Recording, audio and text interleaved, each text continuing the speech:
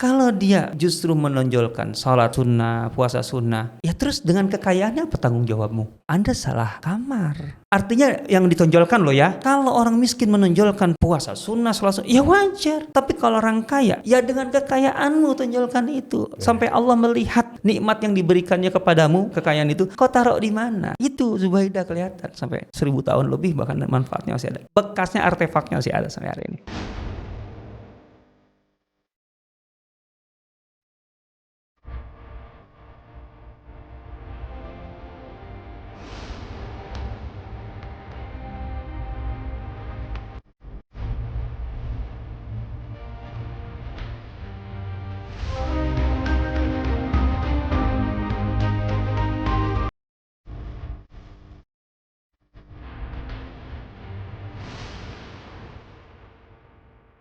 Assalamualaikum warahmatullahi wabarakatuh. Sahabat Siro TV, kembali lagi bertemu di channel kesayangan kita, channel yang menyajikan banyak sekali materi dan konten Sirah Nabawiyah, sejarah peradaban Islam, dan masih banyak lagi. Nah, kali ini kita berada di segmen tenar belum tentu benar, dan masih dibersamai juga oleh guru kita bersama, Ustaz Asep Sobari.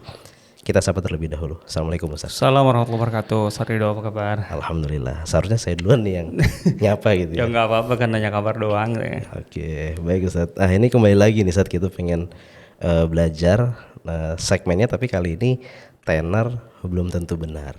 Karena kadang kita nemu-nemu gitu ya, ya di video atau mungkin diceritakan gitu ya. Bahkan diceritakan di tempat langsungnya, tapi ceritanya itu ini kita masih bener nggak sih emang begini gitu ya, valid nggak sih gitu ya. Nah, ada satu kisah gitu ya yang sering diceritakan, mungkin juga kalau yang pernah umroh atau haji gitu ya, kemudian melewati City Tour Mekah gitu Ustaz ya. Kan salah satu destinasinya itu ke Masyair Haram gitu ya, Arafah, Muzdalifah, Mina. Nah, biasanya yang diceritakan di situ adalah bahwa ada nih salah satu peninggalan karya dari seorang wanita, ini disebutkan sebagai istrinya Harun ar-Rasyid gitu ya. Ini karya yang besar gitu kan, karena bermanfaat begitu luas gitu ya. Cuman masalahnya diceritakan setelah Zubaidah wafat gitu ya, ada orang pernah bermimpi, dan kemudian dalam mimpi itu Zubaidah mengaku pahala-pahala ini hilang begitu saja gitu. Tidak diterima oleh Allah. Tidak diterima oleh Allah gitu ya. Segala kebaikannya yang sebenarnya banyak tuh kebaikannya, bukan hanya itu saja gitu ya. Dan bahkan ada yang sampai bercerita bahwa ini karena riya gitu ya. Maksudnya itu alasan kenapa nggak diterimanya gitu. Ada yang sampai bercerita begitu gitu. Nah, ini apakah benar demikian ceritanya, atau apakah ada riwayatnya gitu Ustaz yang bisa memvalidasi, mengkonfirmasi cerita ini gitu. Silakan Ustaz. Bismillah, alhamdulillah, wassalatu wassalamu ala rasulillah wa ala alihi wa sahbihi wa ala ma ba'd. Sebenarnya ini sebelum langsung menjawab ya, karena di balik pertanyaan ini sebenarnya ada persoalan kalau menurut saya sih ya. Ya pertama sekali ya, namanya sejarah itu kita ini kan bukan saksi mata. Artinya mau tidak mau ya kita kan mendengarkan cerita, atau membaca kan gitu. Nah, di sini yang paling penting itu kan kemudian verifikasi itu, sumber itu benar nggak sumbernya nih, kemudian benar nggak beritanya nih gitu. Bahwa tadi Zubaidah istri Harun ar-Rasyid ya, itu setelah meninggal itu dilihat dalam mimpi seseorang tentu saja ya. Dan kemudian terjadi dialog orang yang bermimpi itu dengan Zubaidah, dan di mimpinya itu Zubaidah mengatakan bahwa semua karya-karya dia, amal soleh dia, wakaf-wakaf dia itu tidak diterima oleh Allah karena riya, gitu ya. Nah, kan ini persoalan pertama tuh, apakah benar nih mimpi ini gitu loh, bahwa ada mimpi ini. Dan kemudian apakah benar dalam mimpi itu Zubaidah mengatakan bahwa semua amalnya tidak diterima karena riya, gitu loh. Sehingga kalau tidak diterima gimana itu pada akhirnya itu, kasihan juga Zubaidahnya ya. Itu dia. Di sisi lain ya. Sisi lain gitu. Setahu saya kemudian itu ada kelanjutannya gitu, bahwa Zubaidah tetap katakanlah diampuni oleh Allah karena 2 rakaat ataupun karena sholat malamnya. Jadi bukan karena amalan-amalannya gitu. Gitu loh. Jadi karena sholat malamnya terutama yang tidak diketahui oleh siapapun, dan sholat sunnah berarti ya, gitu. Itu dia diampuni oleh Allah gitu ya. Jadi amal-amalnya yang lain yang sifatnya sosial dan sebagainya itu semuanya musnah. Dia diampuni oleh Allah, dapat karunia Allah, kenikmatan katakanlah surga lah gitu ya sederhananya, karena 2 rakaat ataupun karena sholat tahajud yang dilakukannya. Nah, ini sekali lagi ini di belakangnya ada banyak persoalan menurut saya, gitu ya. Pertama sekali lagi kita harus memastikan dulu benar nggak riwayatnya, dalam arti kalau begitu kalau bagi kita kan sekarang sumbernya di mana kan gitu loh, supaya bisa diverifikasi dong. Gitu loh. Sampai sejauh ini saya pertama mencari ya gitu sebenarnya sumbernya persisnya di mana sih kata-kata ini gitu loh. Kalau dalam tulisan ada sih tulisan saya dapatkan gitu ya. Tulisan maksudnya tulisan bukan tulisan dalam buku sumber bukan. Tulisan biasa lah, artikel atau apa gitu ya. Tanpa referensi juga. Nah itu jadi masalah gitu. Di tulisan ini yang saya dapatkan gitu ada pernyataan itu pun tidak persis seperti tadi pesannya. Bahwa memang pertama ada mimpi seseorang bermimpi, dan dalam mimpinya itu dia berjumpa dengan Zubaidah dan dia kenal Zubaidah berarti ya, dan kemudian bertanya gitu loh. Bagaimana dengan amalanmu selama ini, termasuk tadi proyek air minum gitu loh untuk jemaah haji itu. Dia bilang dhahaba sawabuha ila ahliha. Artinya apa tuh, Ustaz? Dhahaba sawabuha ila ahliha. Berarti pahalanya itu gitu. Itu mengalir kepada orang lain. Itu kalau kita terjemahkan mendekati pesan tadi ya. Kepada orang lain selain dia. Kan begitu.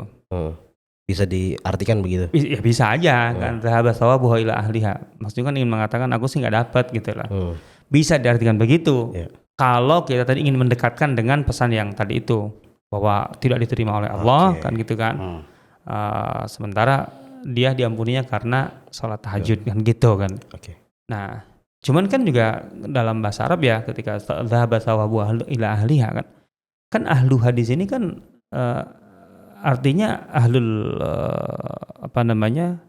proyek itu, entah itu yang menggunakannya ataupun entah yang membuatnya, entah yang maksudnya di sini yang bekerja untuk membuatnya ataupun kemudian yang memanfaatkannya. Nah sekarang kan Zubaidah kan bagian dari itu. Ya orang dia yang punya ide. Lah iya. Duitnya dari dia. Kan. Artinya aku tidak sendirian kan. Gitu loh. Aku tidak sendirian. Artinya itu bisa di bagian dari tawadu untuk tidak menisbahkan langsung kepada pribadinya kan. Kan bisa diartikan begitu dalam bahasa Arab. Dhahaba sawabuha ila ahliha. Wa hiya min ahliha. Dan Zubaidah bagian dari min ahliha. Kan ahluha di sini nggak mungkin yang berarti hanya yang menggunakan manfaatnya aja kan. Yang membuatnya masa nggak dapat pahala. Dalam arti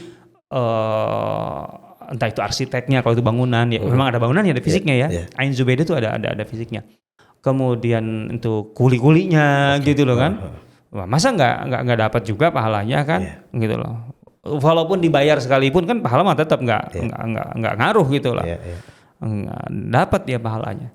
Artinya kalau arsiteknya, kalau kulinya dapat, gitu. Selain tentu saja yang memanfaatkannya karena mereka berhaji gitu kan. Lah masa Zubaidah yang menjadi perintisnya, dalam arti yang menjadi inisiatornya, yang membiayainya nggak masuk di situ, kan gitu. Artinya ini teks yang saya dapatkan, gitu loh. Artinya tentu saja saya tidak mengklaim bahwa tidak ada teks lain itu, gitu loh. Yang jadi soal sebenarnya adalah saya tidak menemukan teks yang pesannya itu persis seperti tadi yang dikatakan, yang viral itu, bahwa percuma, sia-sia gitu ya. Apalagi jelas itu karena dia riya gitu. Kan kalau riya mah pasti musnah kan, kan gitu kan itu. Sehingga dia tidak dapat pahala apapun dari semua kebaikannya itu, kan gitu, karena riya itu kan. Ini nggak ada nih. Nah ini saya nggak dapatkan. Referensinya saya nggak mengatakan nggak ada ya, saya nggak dapatkan gitu lah. Jadi pertama itu yang jadi masalah gitu loh. Bahwa yang ada sekalipun yang mendekati itu tadi teksnya itu zahaba sawabuha ila ahliha kan gitu loh. Oke. Nah, ini pun dalam artikel tadi itu saya coba telusuri, dia memasukkannya dalam kutipan, artinya dia mengutip panjang dari Ibnu Katsir tentang Zubaidah ini Oke. dalam Bidayah Nihaya. Bukunya Al-Bidayah wan Oh Nihayah. ya, saya rujuk ke Al-Bidayah Nihaya. Bagian yang ini, yang tadi itu yang zahaba sawabuha ila ahliha itu enggak ada di Al-Bidayah wan Nihaya. Justru nggak ada. Ketika menjelaskan Zubaidah, nggak ada. Saya coba bolak-balik, nggak ada nih. Ibnu Katsir nggak mengangkat itu. Betul, Ibnu Katsir mengangkat ada mimpi seseorang, gitu ya. Bahkan ada sanadnya di situ. Ibnu Katsir karena ahli hadis ya dasarnya, ada sanadnya sampai ke Abdullah bin Mubarak Az-Zamin. Nah ini kalau kita tahu cara kerja ahli hadis ya, ketika dia Abdullah bin Mubarak Az-Zamin itu maksudnya mengingatkan kita pembaca, ini bukan Abdullah bin Mubarak yang masyhur loh ya, kan gitu loh. Karena Abdullah bin Mubarak yang masyhur bukan Az-Zamin, kan artinya nggak ada embel-embel Az-Zaminnya. Karena memang Abdullah bin Mubarak yang masyhur itu wafatnya 181, Zubaidah 216. Oh justru sebelum. Oh iya, kan nggak mungkin mimpi setelah malah sudah meninggal malah mimpi dan orang yang masih hidup kan nggak mungkin. Gitu. Makanya kemudian Ibnu Katsir pun memberi ini ya. Ya, Abdullah bin Mubarak Az-Zamin gitu ya. Nah, singkat kata di situ sosok ini Abdullah bin Mubarak Az-Zamin ini bermimpi ketemu Zubaidah. Nah, dalam mimpinya itu tidak ada ungkapan yang tadi justru. Terus ungkapannya apa?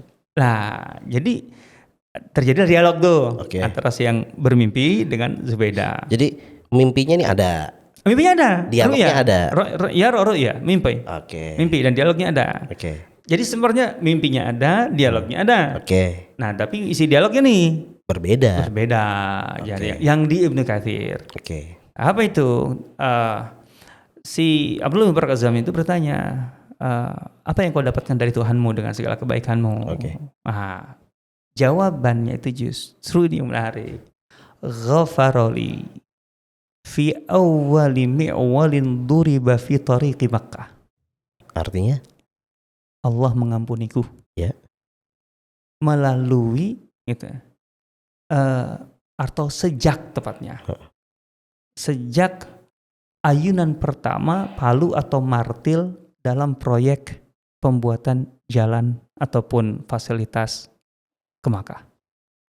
Ini dalam dialog mimpi ini proyek wakafnya sudah beda lagi nih. Ini Zubaidah Histi Harun Ar-Rasyid itu harus saya jelaskan latar belakangnya. Kakeknya adalah Khalifah Al-Mansur. Kakeknya? Ya, Abbasiyah. Dan sangat disayangi oleh kakeknya. Pamannya Al-Hadi, ayahnya Harun Ar-Rasyid, itu juga Khalifah. Suaminya Khalifah. Anaknya Al-Amin Khalifah. Anak, apa istilahnya? Anak tiri berarti ya. Itu juga Khalifah Al-Ma'mun. Anak tirinya. Dan seterusnya intinya. Artinya dia itu memang dari awal, artinya sejak brojol sultan lah gitu lah istilahnya. Iya. Sederhana gitu aja lah. Laki-laki di sekitarnya semuanya gitulah. Iya. Dan kaya raya memang. Duit pribadinya juga banyak. Jangan ditanyain saya tuh sumbernya dari mana, ditelusuri satu persatu, susah lah gitu loh. Kalau kayak gitu. Al-Kulihal intinya gitu.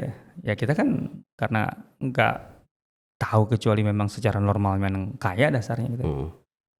Dan dia memang disebut ya. Sampai Al-Dhahabi kan kalau menjelaskan biografi seorang kan dia akan menonjolkan yang paling istimewa dari orang tersebut. Kebiasaan Al-Dhahabi kan begitu kan. Makanya kan ketika mengangkat Zubaidah itu lengkap itu secara sebagai orang umum ya, orang biasa. Di buku apa? Syiar Alam Nubala, Tarikhul Islam gitu kan. Kalau di Az-Zubaidah ini di Syiar Alam. Di Syiar Alam juga ada lah. Ya ada lah, di Syiar Alam juga ada. Bahwa Zubaidah itu seorang wanita yang cerdas, yang mandiri, kemudian dermawan, kemudian faqihah, syairah, gitu loh. Sampai syair sih. Iya. Orang pernah debat dengan Harun Rasid tentang bait puisi yang sangat-sangat artinya sekelas Kisai aja mengatakan kami itu ahli-ahli bahasa aja berdebat di situ. Ya kalian juga berdebat di situ ya wajar gitu loh. Levelnya di situ maksudnya. Jangan main. Bukan kelas. Padahal menikahnya umur 16 tahun. Waduh. Iya, tahun 165 gitu. Lahirnya 149. Sama seumuran dengan Harun al-Rasyid. Lahirnya sama gitu, menikah di usia 16 tahun. Tapi udah levelnya itu. Ya emang udah lain lah pendidikan sultan lah gitu loh. Anak sultan. Anak sultan dan Sultan beneran itu. Sultan beneran dalam arti keren pendidikan. Nah, intinya Zubaidah itu tahun 186 Hijriah itu haji. 186 Hijriah itu. Ya itu berarti di usia berapa tahun? Berarti 37 tahun gitu loh. Nah, sebelum dan kemudian semasa haji dan setelah haji dia melihat apa di antara yang ingin dia lakukan itu adalah punya legacy. Legacy, intinya wakaf.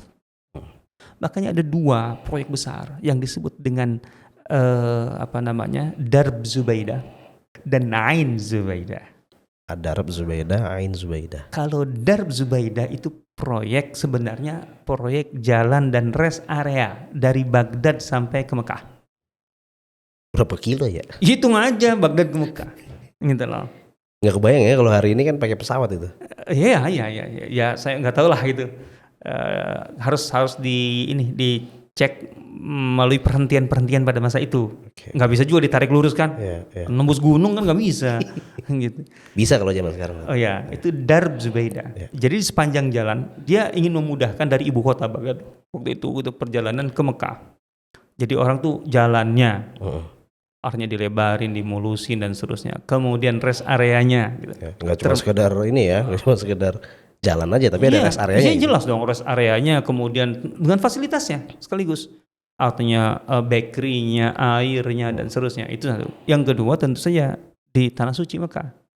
Jadi Tanah Suci Mekah waktu itu hampir tahun 200-an berarti ya 180-an itu sudah banyak yang artinya ribuan lah atau mungkin puluhan ribu lah jelas zaman Rasulullah jadi 100 ribu lebih kan yang haji wada.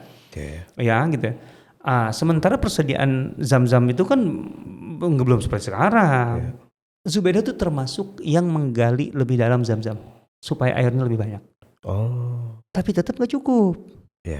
Makanya kemudian bagaimana bisa mengalirkan air dari luar Mekah ke Mekah. Tentu saja yang menjadi target bukan hanya Mekah karena haji itu konsentrasi orang itu selain di Mekah juga di Mina, di Muzdalifah dan di Arafah. Maka kemudian dia mencari sumber yang melewati itu semua. Pada akhirnya singkatnya didapatilah di Wadi Nu'man. Itu kalau dari kita Arafah ke sebelah kanan dari lurusan ini aja lah, Universitas Ummul Qura terus gitu loh, kurang lebih situ. Kayaknya sih harus umroh ya. Harus umroh bareng ya. Ya umroh bareng lah insya Allah gitu. Biar lebih jelas gitu. Ya saya mau umroh September ini, nanti November juga ada, tapi November kayaknya internal deh. Teman-teman Sirah Community. Biar lebih jelas gitu saya ceritanya itu. Ya gitu. Totalnya sebenarnya kalau dari Wadi Nu'man sampai ke Mekah itu sekitar 26 km. 26 kilo. 10 km kurang itu melalui bawah tanah. Karena itu dari atas gitu loh. Nah ceritanya gitu ya, bawah tanah digali gitu. Nanti sampai ke Muzdalifah Mina itu. Nah itu kemudian dialirkan kayak selokan lah gitu, dibuat selokan. Makanya yang masih tersisa itu dinempel di bukit kan masih kelihatan kan kalau dari Muzdalifah ke Mina itu kan. Itu adalah sisa-sisa selokannya tuh untuk mengalirkan gitu. Kenapa perlu di bawah tanah dulu? Pertama dari ketinggian, kedua itu untuk mengurangi penguapan. Karena kalau musim panas kan cepat menguap gitu loh, gitu ceritanya. Lah iya. Tapi kan kalau ketika sudah sedekat ke Mina dan sebagainya nggak mungkin, dan memang kan dibutuhkan orang langsung dapat kan. Jadi nggak ngegali lagi dari bawah gitu. Tapi sampai ke Mekah nanti itu digali, ada galian ke bawah dan ada bangunan proyek ainnya itu yang ainnya ya. Ain Zubaidahnya sampai nanti ada tempatnya penampungannya jadi kayak birkah atau kolam kayak gitu di Mekah itu, dan itu disebutkan dalam Al-Yafi abad 8 menyebutkan, artinya dia masih menjadi saksi mata gitu bahwa itu kalau turunnya aja ada anak tangganya dan sampai dalam sekali gitu, karena memang besar dan lain sebagainya. Itu totalnya 1.700.000 dinar totalnya. Total apanya? Harganya, Biayanya. biaya project Ainnya itu yang air mata yang untuk mengalirkan air untuk jemaah haji sampai ke Mekah itu. 1 juta berapa? 1.700.000 dinar. 1 dinar? 1 dinar 8 juta sekarang. Apa berarti ya? Ya sekitar 14 triliun lah, 13 triliun lah. 13 Gitu. triliun. Iya, kalau dirupiahkan sekarang. Gitu loh. Ya. Dan itu bertahan sampai dalam catatannya 1.200 tahun. Dari taruhlah kita ambil gampangnya dari tahun tadi 180 sekian, itu kan totalnya 10 tahun tuh proyeknya. Ya. Itu sampai awal abad kemarin. Disebutkan bahwa Raja Abdul Aziz, pendiri Saudi yang terakhir itu masih mengopeni itu. Mengoptimalkan Ain Zubaidah yang ada di Mekah. Iya. Jadi hampir, coba bayangkan itu. 12 abad. Iya, 1100 kayak 12 abad, betul. Berarti secara kualitas bangunannya gitu. Oh iya, itulah. Namanya wakaf itu, orang wakaf itu ingin selama mungkin bertahan, dalam arti manfaatnya mengalir selama mungkin. Maka wakaf itu pasti yang terbaik. Kalau orang wakaf itu yang diwakafkannya itu yang jelek-jelek, itu dari awal nggak ngerti wakaf. Kalau orang ngerti wakaf, kalau saya punya maaf ya, ini bukan untuk merendahkan satu daerah. Saya punya tanah 5 hektar di Jonggol. Saya punya tanah 10 hektar di Kuningan. Dan saya punya tanah 5.000 meter di Senayan. Saya wakafkan di Senayan deh. Atau di Senapati gitu. Sebelah mana tuh? Terserah gitu. Kagak ada sih. Tapi maksudnya orang wakaf itu kalau ngerti wakaf itu. Itu baru Ain Zubaidah kan 1 juta? Itu Ain. Ya iya, belum darbnya tadi. Yang nggak ada hitungannya harganya. Belum yang lain lagi? Belum lain lagi, banyak. Masjid Zubaidah yang di Irak, di Baghdad aja itu kan katanya sampai tahun 1190 sekian Hijriah. Artinya 250 tahun yang lalu masih ada. Summa Indasar. Itu yang saya telusuri itu. Artinya Masjid Zubaidah pernah ada dekat masjid atau ya Ma'ruf Al-Karhi di situlah katanya di sekitar. Saya belum ke Baghdad sih. Jadi belum tahu persis di mana letaknya kalau ke sana gitu. Tapi ala kulli hal maksudnya jadi ini proyek yang sangat luar biasa gitu ya, bertahan lama gitu, manfaatnya juga luar biasa. Jadi Zubaidah itu dari sejak mendanainya dan kemudian manfaatkannya didapat itu sampai habisnya itu kan hampir 1.200 tahun. Berarti kan selama itu mengalir. Zubaidah cuma 67 tahun aja hidupnya. Iya, 149 sampai 216. Di At-Tabari juga demikian. Tapi kan pahalanya itu seperti itu. Nah, tapi sebelum ini mungkin kalau teman-teman ada yang bingung mana sih Ain Zubaidah, mungkin ada yang belum pernah umroh gitu kan, tapi ya mudah-mudahan disegerakan umroh atau haji gitu ya, bisa mungkin ya googling gitu ya. Googling Ain Zubaidah. Tapi gitu. Kalau sekarang kalau disebut Ain Zubaidah karena mungkin merujuk kepada apa yang tersisa, itu biasa yang di Mina itu. Padahal Ain Zubaidah yang terkenalnya sebenarnya adalah yang lebih terkenalnya adalah bangunannya yang di Mekah itu. Cuman sudah nggak ada sekali lagi. Tapi setidaknya ada gambaran lah. Gitu. Iya. Artinya Ain Zubaidah yang di Mekahnya sudah nggak ada. Padahal itu yang sangat terkenal dan sangat-sangat. Jadi bukan sekedar fungsi, sangat indah. Letaknya di sebelah mana? Nah, Allah alam persisnya. Saya harus riset lagi dia. Tapi intinya Al-Yafi itu mengatakan, jadi itu bukan sekedar fungsi untuk orang menampung air dan orang mengambil air untuk minum. Tapi litanazzuh. Sampai orang bisa untuk rekreasi di situ itu. Ya? Karena indah, jadi bukan sekedar fungsi. Lain dulu orang membuat sesuatu. Beda. Dan ini wakaf ya? Wakaf. Jadi airnya otomatis lah manfaatnya diambil dan kemudian dinikmati untuk orang datang ke sana kan ke Mekah juga perlu ya refreshing lah gitu. Artinya perlu sesuatu nuansa gitu lah. Nah gitu. Nah itu gitu loh. Jadi bukan sekedar kafe-kafe nongkrong kayak sekarang gitu. Dan itu bayar. Kalau ini enggak, free. Ya gitu. Mungkin ada kafe yang mau diwakafin gitu. Mungkin. Nah itu dia konsepnya, kalau diwakafkan bagus. Jadi Zubaidah itu gitu. Nah ya yang penting ibrohnya bagi saya ya. Itu kan katakanlah proyek peradaban itu kan. Oh iya, karena manfaatnya kan bukan sekedar untuk sebanyak-banyaknya orang, tapi selama itu loh. Ya selama mungkin, nggak selama-lamanya, nggak ada sih yang apa sih abadi dalam kehidupan ini. Tapi bahwa satu wakaf itu bisa bertahan 1000 tahun bahkan lebih tadi ya. Ya kan beramal sekali. Pahalanya mengalir 1000 tahun. Ibadah apa yang bisa 1000 tahun kita lakukan? Kita hidup aja kan nggak ada ibadah yang terus-terusan kita lakukan. Sholat aja kan paling 10 menit kan. Dalam sehari. Tapi kan ini kalau wakaf tuh sekali ibadah tuh selama orang tuh memanfaatkan. Dan kapan orang berhenti minum di Mekah? Orang apalagi yang di Mekah biasanya orang umroh, orang haji ya. Oh iya kan kapan? Nggak mungkin kan. Itu Zuhaidah. Nah makanya menurut saya akan sangat bukan sekedar sensitif ya, artinya bahkan gegabah dalam arti bahaya kalau kemudian kita mengambil katakanlah konon gitu loh. Dalam artikel yang saya baca aja itu yang tadi bisa pesannya itu bisa mendekati bahwa itu sia-sia gitu ya. Dzukira. Kalau di tulisan klasik itu artinya apa? Itu sigahnya sigah tamrid lemah itu. Itu redaksi yang menyatakan lemah secara fakta itu lemah. Sementara di saat yang sama ada sanad atau mimpi gitu yang disampaikan bersanad oleh Ibnu Katsir yang menyatakan ghafarali. Nah itu dia. Ghafarali fi awwali mi'walin duriba fi tariqi Makkah. Allah mengampuniku sejak ayunan martil pertama ketika proyek Darb Makkah itu dimulai. Baru dimulai. Fi awwali mi'walin duriba. Belum jadi padahal. Lah ya iya. Gitu lah. Zubaidah itu terkenal soleha kok, ahli ibadah. Gitu lah. Artinya ahli ibadahnya pun bukan hanya ritual gitu ya. Ya itu jelas kalau sisi ini nggak kebayang deh dia ngeluarin berapa triliun nggak tahu orang Ain Zubaidahnya aja kalau dirupiahkan sekarang sekitar 13 triliun 13-14 triliun kan 1.700.000 700.000 dinar kali 8 juta yang hitungnya 8 kali 7 lah gitu kan. Iya betul 13 triliun. Kalau pakai kalkulator juga nolnya bingung dia.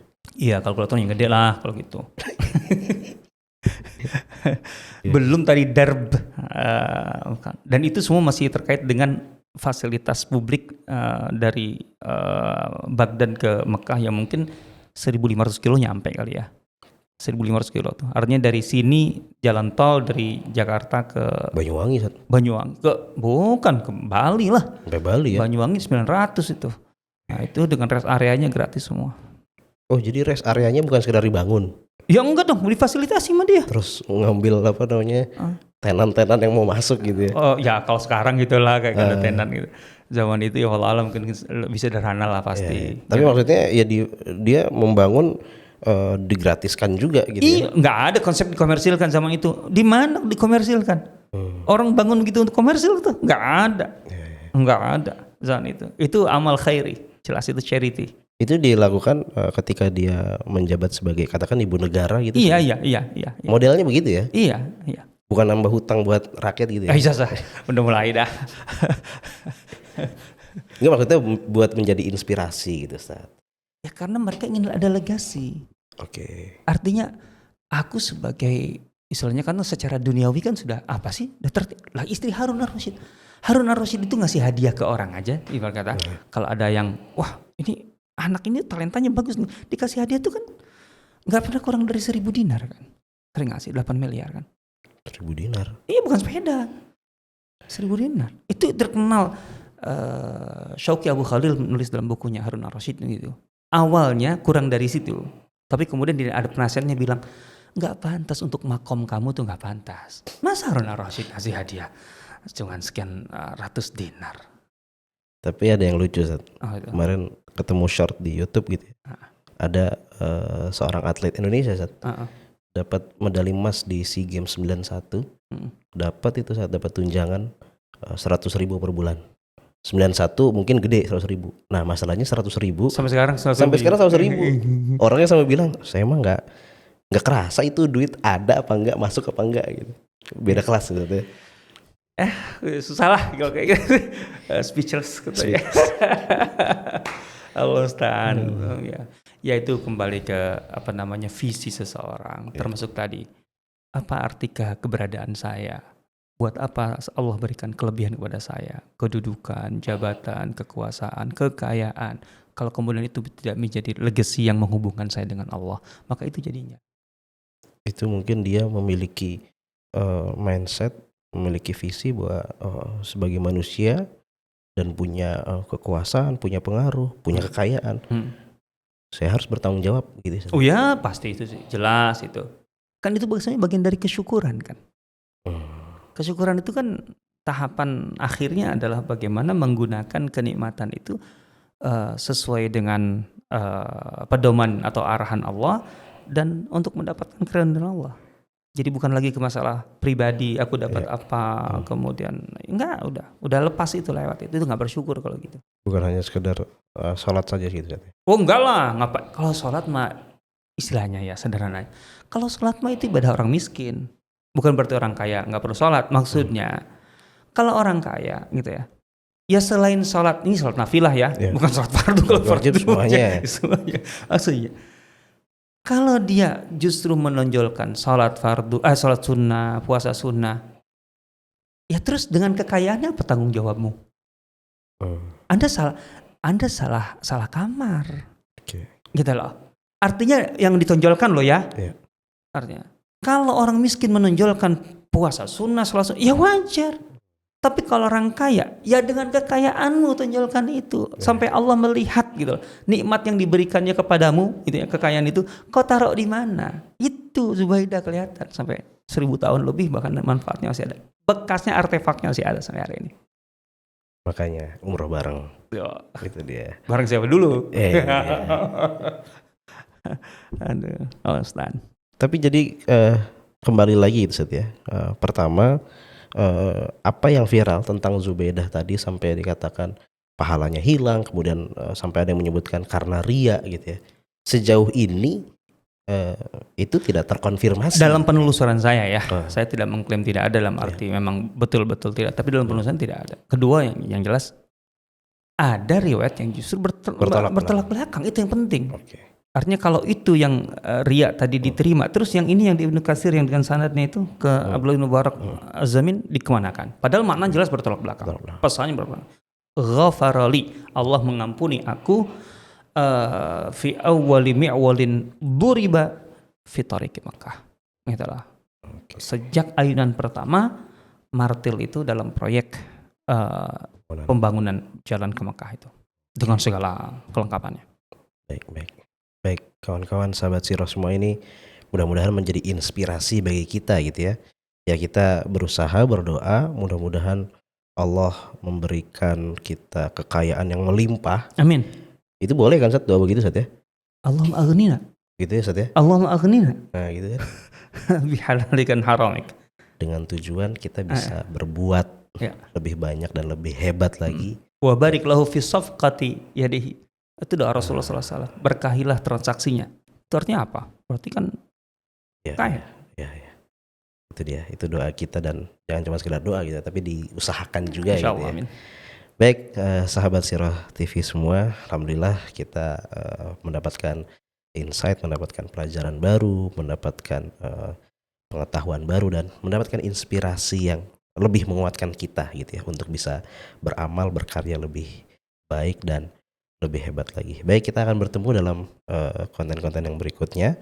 Kita undur diri. Wassalamualaikum warahmatullahi wabarakatuh. Waalaikumsalam warahmatullahi wabarakatuh. Para penonton yang budiman, terima kasih telah menyimak sajian dari Sirah TV. Semoga menjadi jalan terbaik Anda untuk lebih dekat dengan Rasulullah SAW.